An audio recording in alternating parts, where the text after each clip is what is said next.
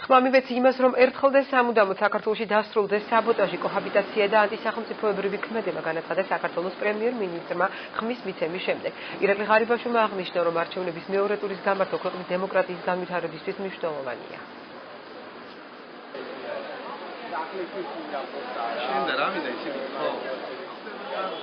მეორე ტურის გამართვით ჩვენ დავამტკიცეთ, რომ ჩვენ ვართ რეალურად მოწოდებული, რომ რეალური დემოკრატია ავაშენოთ ჩვენს ქვეყანაში.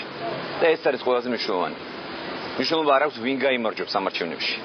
მიუხედავად იმისა, რომ ჩვენ ყველგან ვიდეობთ და ყველგან გავიმარჯვეთ და დღეს დასრულდება არჩევნები და ჩვენ საბოლოო შედეგებს გავიგებთ, მაგრამ ჩვენს მნიშვნელობა აქვს, რომ ჩვენმა ქვეყანამ გაიმარჯვა.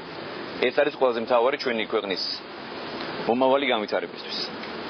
რაც შეეხება ჩემს არჩევანს, რა თქმა უნდა, მე ხმამივეცი ჩემი ქვეყნის განვითარებას, ჩვენი ხალხის განვითარებას, ჩვენი ხალხის მშვიდობას, სტაბილურობას და რაც თავარია, მე მივეცი ხმა, რომ ერთხელ და სამუდამოდ საქართველოში დასრულდეს საბოტაჟი, კოჰაბიტაცია და ანტისახელმწიფოებრივი ქმედება. ეს არის ყველაზე მნიშვნელოვანი ჩემთვის. ჩვენ ყველანი ერთად უნდა გავერთიანდეთ და ერთად უნდა ვიზრუნოთ ჩვენი ქვეყნის განვითარებას და ჩვენი ქვეყნის გაძლიერებას.